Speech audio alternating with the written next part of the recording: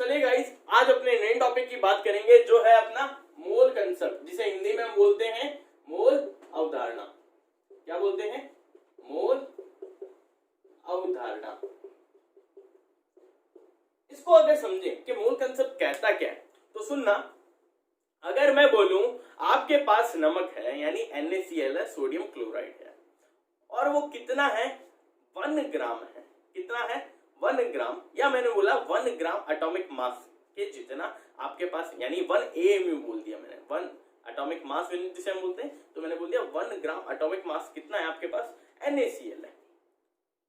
तो उसमें जो नंबर ऑफ पार्टिकल्स होंगे, तो उसमें क्या होंगे? जो नंबर ऑफ पार्टिकल्स होंगे वो ऑलवेज किसके इक्वल होंगे? अवोगाद्रो नंबर के। ये जो अवोगाद्रो नंबर है ये किसके इक्वल होता है? Na = 6.022 × 10⁻23। अब ये अवोगाद्रो नंबर क्या बताता है? अवोगाद्रो नंबर हमें ये बताता है अगर आपके पास कोई सब्सटेंस है, अगर आपके पास कोई सब्सटेंस है, वो कुछ भी हो सकता है, वो एटम्स हो सकते हैं, वो मॉलिक्यूल्स हो सकते हैं, वो प्रोटॉन्स हो सकते हैं, वो इलेक्ट्रॉन्स हो सकते हैं, यानी नंबर ऑफ पार्टिकल्स किसी भी तरह के हो सकते हैं, मॉलिक्यूल्स भी हो सकते हैं, एटम्स भी हो सकते हैं, प्रोटॉन भी हो सकते हैं, इलेक्ट्रॉन भी, कुछ भी हो।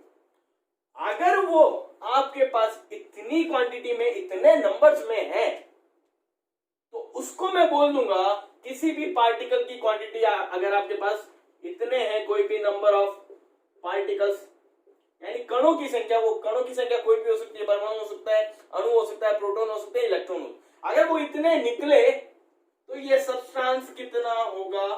1 मोल। मोल कंसेप्ट यही बोलता है। जैसे मैं आपको बोलूं 1 दर्जन ऑफ बनाना में, यानी केले, 1 दर्जन में, जो 1 दर्जन केला होता है उसमें कितने बनाना होते हैं, तो वहां पर वो क्वांटिटी फिक्स है कि 1 दर्जन केले का मतलब क्या होता है? 12 केले, 12 ऑफ बनाना। तो यहां पर भी अगर आपके पास कोई सब्सटेंस कितना है? 1 मोल है, तो उसमें जो नंबर ऑफ पार्टिकल्स होंगे वो हमेशा किसके इक्वल होंगे? अवोगाद्रो नंबर के। ये बात आपको ध्यान रखनी है, यही अपना क्या है? मोल कंसेप्ट है। अब यहां पर एग्जांपल्स के थ्रू अगर समझे, मेरे पास कोई एटम्स है। क्या है? एटम्स। किसके एटम्स? मान लो किसी भी एलिमेंट के, कैल्शियम हुआ, आयरन हुआ, मैग्नीशियम हुआ, कोई भी जो आपको मर्जी लगे वो एटम उठाओ। मैं बोलूं ये एटम्स मेरे पास, इसके जो नंबर ऑफ पार्टिकल्स हैं वो कितने हैं? अवोगाद्रो नंबर के इक्वल है। अगर इसके, इन एटम्स के नंबर ऑफ पार्टिकल्स मेरे पास अवोगाद्रो नंबर के इक्वल होंगे तो मैं बोल सकता हूं सब्सटेंस की जो क्वांटिटी है उसको मैं किसमें शो कर सकता हूं? 1 मोल में। यानी अगर इसके पार्टिकल्स मेरे पास अवोगाद्रो नंबर के इक्वल हो, मैं बोल सकता हूं ये सब्सटेंस कितना है? 1 मोल। इसी तरह अगर मेरे पास कोई मॉलिक्यूल है, क्या है? कोई अणु है, किसका हो सकता है? कोई भी हो सकता है, कार्बन डाइऑक्साइड हो गया, वाटर हो गया, कैल्शियम कार्बोनेट हो गया, इसमें जो नंबर ऑफ पार्टिकल्स है वो मैंने बोल दिए वो किसके इक्वल है? नंबर ऑफ, यानी जो अपना अवोगाद्रो नंबर उसके इक्वल है, तो मैं बोल दूंगा ये सब्सटेंस कितनी क्वांटिटी में है? 1 मोल में। तो यहां पर मेरे को एक बात समझ में आई कि 1 मोल का मतलब भी क्या होता है? किसी सब्सटेंस के नंबर ऑफ पार्टिकल जब किसके इक्वल हो? अवोगाद्रो नंबर के इक्वल हो, तो सब्सटेंस को मैं क्या बोल सकता हूं? वो कितना है? 1 मोल। 1 मोल हमें क्या बताता है? 1 मोल हमें किसी सब्सटेंस के नंबर ऑफ पार्टिकल्स कितने हैं वो बताता है। आई बात समझ में? अब देखो, अब बात आती है इसको डिफाइन करने की। इसको डिफाइन कैसे करें? अगर मेरे पास सब्सटेंस, कोई भी सब्सटेंस अवोगाद्रो नंबर के इक्वल हो जाए, यानी उस सब्सटेंस के नंबर ऑफ जो पार्टिकल्स है वो किसके इक्वल हो जाए? अवोगाद्रो नंबर के इक्वल हो जाए, तो मैं उस सब्सटेंस को क्या बोल सकता हूं? 1 मोल डिफाइन कर सकता हूं। तो ये क्या होगी? 1 मोल की डेफिनेशन होगी। आई बात समझ में? और किस तरीके से डिफाइन कर सकते हैं? ये तो हो गई एटम की बात, मॉलिक्यूल्स की बात। कोई गैस है मेरे पास, क्या है? कोई गैस। सुनना, अगर मेरे पास कोई गैस है और किस टेम्परेचर प्रेशर पे? STP पे, स्टैंडर्ड टेम्परेचर प्रेशर पर है कोई गैस। स्टैंडर्ड टेम्परेचर प्रेशर का मतलब क्या होता है? जब टेम्परेचर आपका कितना हो? 273 केल्विन या 0 डिग्री सेंटीग्रेड हो। प्रेशर का मतलब क्या होता है? जब आपके पास 1 एटमॉस्फेरिक प्रेशर हो। इसको अपने डिनोट करते हैं स्टैंडर्ड टेम्परेचर प्रेशर से। ध्यान रखना, अगर कोई गैस इस टेम्परेचर और इस प्रेशर पर है इसका जो वॉल्यूम है हमने पढ़ा था कितना होता है 22.4 लीटर, ये हमने पढ़ा था 22.4 लीटर होता है। ये अगर 22.4 लीटर होगा तो सब्सटेंस भी कितना होगा मेरे पास 1 मोल, इससे भी डिफाइन होता है। कोई गैस अगर आपके पास कितना वॉल्यूम है उस गैस का 22.4 लीटर है तो सब्सटेंस को क्या बोल सकता हूँ, वो गैस कितनी है मेरे पास 1 मोल। यानी यहाँ पर एवोगाड्रो नंबर से मैं ना डिफाइन करके गैस के वॉल्यूम से अगर डिफाइन करना चाहूँ, यानी नंबर ऑफ पार्टिकल से डिफाइन ना करके गैस के वॉल्यूम से डिफाइन करना चाहूँ तो ऐसे भी कर सकता हूँ। ऐसे तो हमने जैसे कार्बन डाइऑक्साइड गैस ली, यहाँ पर यहाँ अगर ऑक्सीजन गैस लेता, कोई भी गैस लेता, उसको हम एवोगाड्रो नंबर से भी डिफाइन कर रहे हैं, यानी यहाँ पर मैंने नंबर ऑफ पार्टिकल्स की टर्म में डिफाइन किया। लेकिन वॉल्यूम की टर्म्स में मैं अगर डिफाइन करूं तो मेरे को एक सीधी सी कहानी ध्यान रखनी है, क्या, अगर मेरे पास किसी भी गैस का एसटीपी पर जो वॉल्यूम है, जो आयतन है वो कितना है 22.4 लीटर है, तो उस गैस की क्वांटिटी मेरे पास कितनी होगी 1 मोल होगी। अब यहाँ पर देखो 1 मोल के बारे में मैंने लिखा है, ये बातें जो अभी मैंने एग्जांपल के थ्रू समझाई थी वही बातें हैं, लेकिन इसको आप दिमाग में फीड कर लेना क्योंकि ये आगे न्यूमेरिकल्स में आपको काम आएगी। क्या बोला है मैंने कि जो 1 मोल होता है वो किस किस के इक्वल होता है, तो मैंने यहाँ देखो क्या लिखा है, पहला पॉइंट ग्राम एटॉमिक मास जो होगा किसी भी सब्सटेंस का उसके इक्वल होगा। अब ग्राम एटॉमिक मास का मतलब समझना, वाटर लिखा मैंने, ठीक है H2O, यहाँ पर इसका मॉलिक्यूलर मास निकालो, हाइड्रोजन कितने हैं 2 into 1 करोगे प्लस ऑक्सीजन, एक ऑक्सीजन का 16 होता है, कितना आएगा टोटल 18 यूनिट बोल दूं या मैं क्या बोल सकता हूँ 18 ग्राम। यानी जो 1 मोल होगा किसी भी सब्सटेंस का, या यहाँ पर मैं एग्जांपल क्या ले रहा हूँ वाटर का, अगर आपको 1 मोल वाटर की बात करनी है तो 1 मोल वाटर का मतलब डायरेक्टली क्या हो गया, आप बोल सकते हो 18 ग्राम ऑफ वाटर। सिंपल सी कहानी है, यानी 1 मोल का मतलब भी क्या होगा, किसी भी सब्सटेंस का जो ग्राम एटॉमिक मास है उसके इक्वल होगा, यानी जो उसका मॉलिक्यूलर मास बोल सकता हूं मैं उसी के क्या होगा इक्वल होगा। ठीक है, आप इसको चाहे तो यहां लिख लेना इक्वल्स टू मॉलिक्यूलर मास, या मैं इसको क्या बोल सकता हूं मोलर मास के इक्वल होगा 1 मोल।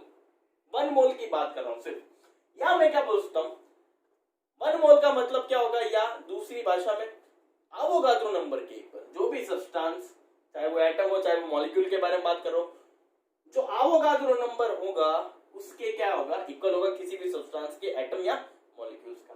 तीसरा जो आपको मैंने बताया था, किसी भी गैस को अगर आप 22.4 लीटर पे रखो तो आपके पास जो सब्सटेंस जो उसकी क्वांटिटी होगी उस गैस की वो हमेशा कितनी होगी 1 मोल। तो ये 3 बातें ध्यान रखना, आपको आगे न्यूमेरिकल में काम आएगी।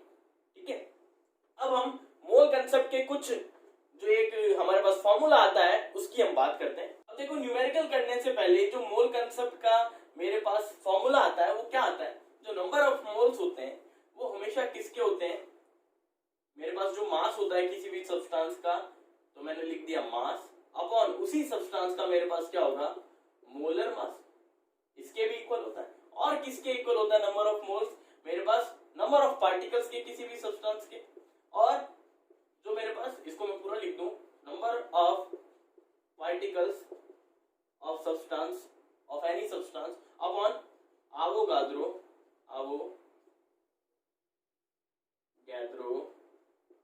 नंबर के इक्वल होता है।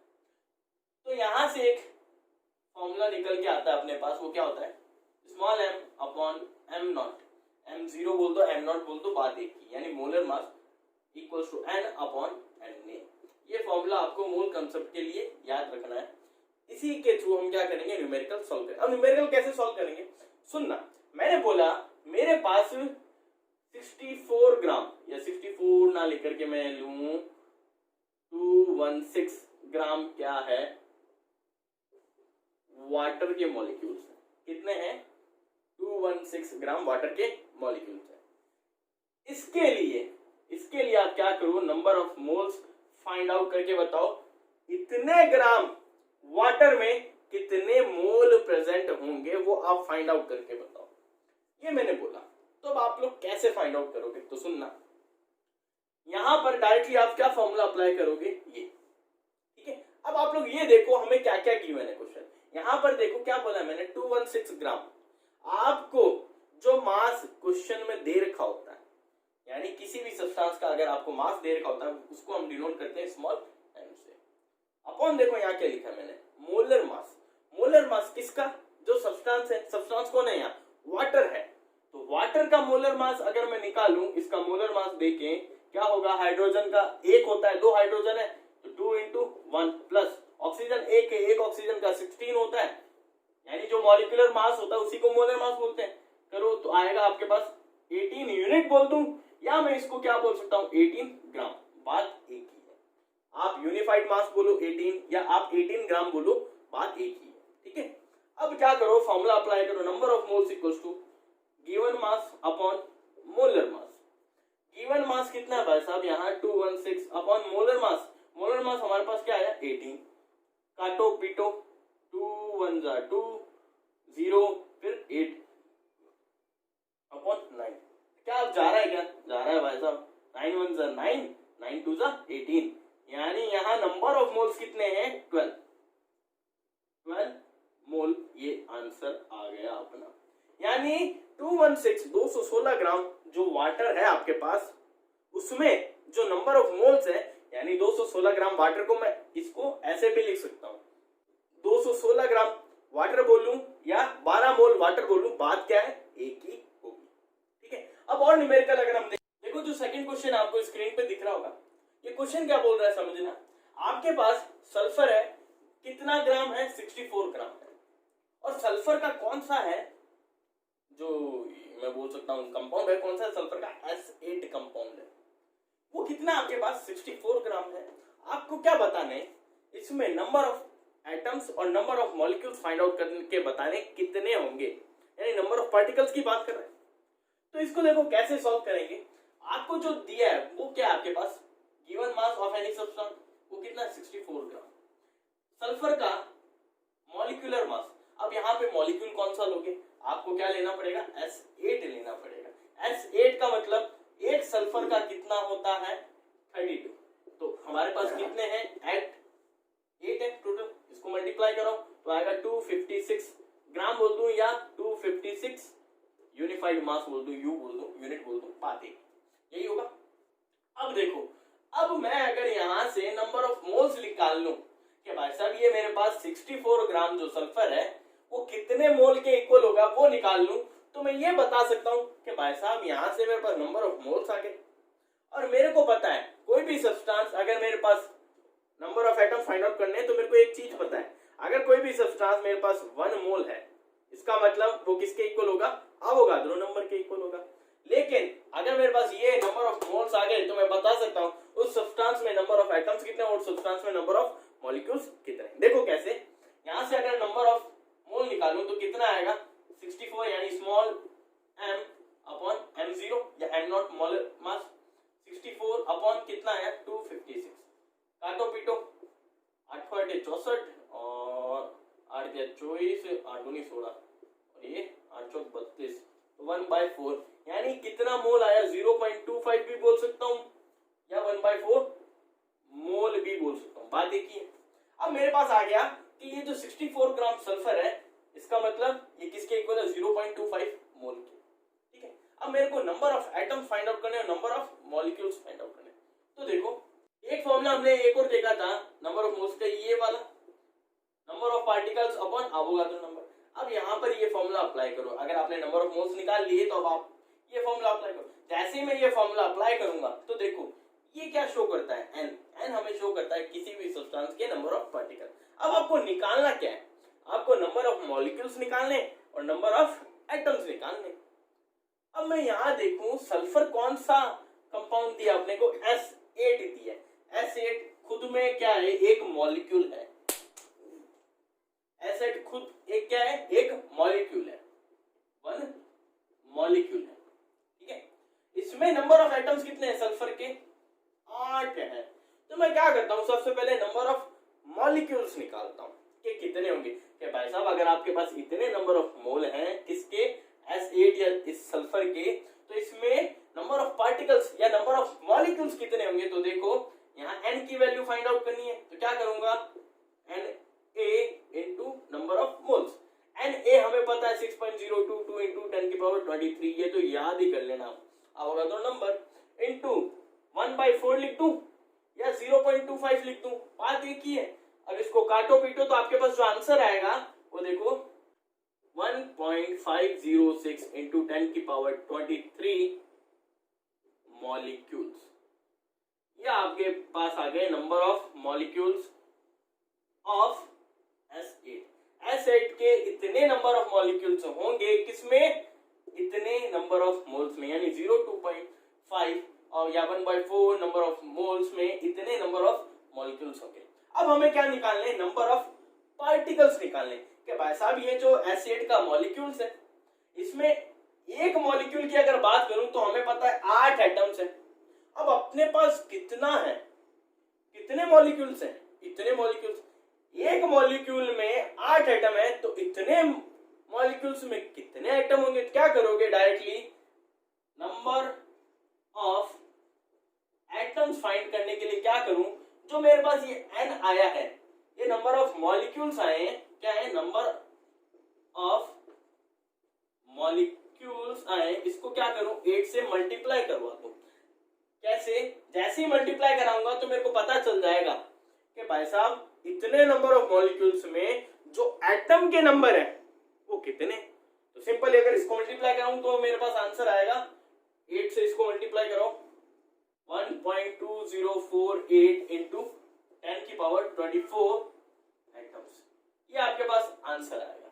इस तरीके से हम क्या करेंगे, मोल कंसेप्ट के न्यूमेरिकल। एक क्वेश्चन और कर लेते हैं, आपको और समझ में आ जाएगा। अब एक क्वेश्चन और देख लो, ये क्वेश्चन क्या बोल रहा है, आपको क्या करना है, आपको क्वेश्चन में दे रखा है कि आपके पास 0.1 मोल क्या है, पोटेशियम नाइट्रेट है, यानी KNO3 है।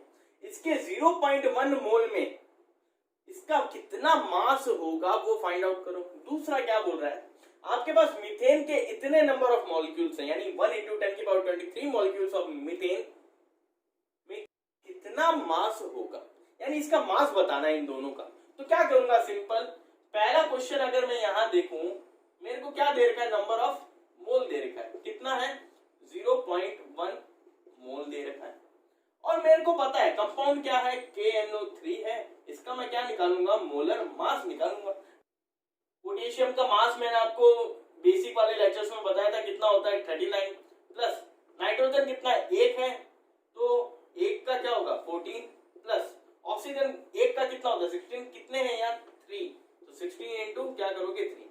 अब आप इसको सम करोगे तो 39 प्लस 14 प्लस 16 छत्तीस 18 का 1 3 4 48 101 ग्राम या 101 यूनिट बोल सकता हूँ। अब आपके पास मोलर मास आ गया, नंबर ऑफ मोल्स क्या निकालना है, मास निकालना है कि भाई साहब इतने number of moles potassium nitrate में इसका मास कितना होगा। क्या करोगे, n equals to small m upon m0 या m0 मोलर मास। m आपको फाइंड आउट करना है, m0 into number of moles कर दो। m0 कितना है 101, नंबर ऑफ मोल्स आपके पास 0.1 गिवन है, पॉइंट हटाया नीचे लगाया, क्या आया 10.1 ग्राम। मास क्या आ गया कि भाई साहब यानी 0.1 मोल अगर आपके पास पोटेशियम नाइट्रेट है तो उसका मास कितना होगा 10.1 ग्राम होगा। अब देखो सेकंड है अपना कि आपके पास मीथेन के इतने नंबर ऑफ मॉलिक्यूल्स हैं, तो आप इसका मास फाइंड आउट करके बताओ, आप इसका द्रव्यमान फाइंड आउट। तो इसको रफ कर दो, मीथेन अपने को दे रखा है, मीथेन का सबसे पहले मैं मोलर मास फाइंड आउट कर लेता हूँ। मीथेन एक कार्बन का 12, एक हाइड्रोजन का 1 होता है, कितने हाइड्रोजन 4, 12 4 16, तो ये 16 ग्राम आ गया। अब मेरे को एक बात पता है कि अगर मेरे पास कोई सब्सटेंस कितना हो 1 मोल हो, इसका मतलब अगर मेरे पास मीथेन 16 ग्राम है, अगर मेरे पास मीथेन क्या है 16 ग्राम है, तो मैंने आपको एक चीज बताई थी, अगर आपके पास कोई मॉलिक्यूल उसके मॉलिक्यूलर मास के बराबर हो तो उसका मतलब भी क्या होता है 1 मोल होता है। ये मैंने आपको बताया था। इसका मतलब 1 मोल का मतलब यहाँ मीथेन से क्या है 16 ग्राम से। तो आपके पास नंबर ऑफ मोल आ गए कि मीथेन का मैंने मान लिया मेरे पास 1 मोल है, तो इसका मतलब कितना ग्राम होगा, वो 16 ग्राम के इक्वल होगा। अगर आपके पास कोई सब्सटेंस 1 मोल है, इसका मतलब उसके मॉलिक्यूलर मास के बराबर वो सब्सटेंस होगा। लेकिन यहाँ पर देखो अपने को क्या दे रखा है, नंबर ऑफ मॉलिक्यूल्स दे रखा है, अपने को इसका मास फाइंड आउट करके बताना है। तो मैं क्या करूंगा, यहाँ पर हमने एक फॉर्मूला पढ़ा था अभी, ये वाला equals to n upon n, ये पढ़ा था। यहाँ पर मैं इस फॉर्मूले को लेता हूँ, ठीक है। तो ये क्या लिख सकता हूँ, small m given mass upon molar mass equals to number of particles upon Avogadro number के। अपने को क्या फाइंड आउट करना है, मास फाइंड आउट करना है। मैं इसको क्या बना सकता हूँ फॉर्मूले को, small m equals to number of particles into molar mass upon Avogadro number. इस फॉर्मूले को पुटअप करो, यहाँ वैल्यूज पुटअप करो। वैल्यूज क्या है देखो, वैल्यूज क्या क्या है, स्मॉल m फाइंड आउट करना ही नहीं। n की वैल्यू ये रही अपने पास, कितनी है 1 इंटू 10 की पावर 23 इंटू m नॉट हमने अभी निकाला है, कितना है 16 ग्राम upon Na Avogadro number 6.022 into 10 की पावर 23। ये 10 की पावर 23 कैंसल आउट। अब क्या करना है, 16 को 6.022 से डिवाइड करो। जब मैं इसको इससे डिवाइड करूंगा तो आंसर आएगा 2.657 ग्राम, ये आंसर आएगा आपका। यानी इतने मॉलिक्यूल्स अगर आपके पास मीथेन के हैं तो उसका मास कितना है 2.657 ग्राम होगा।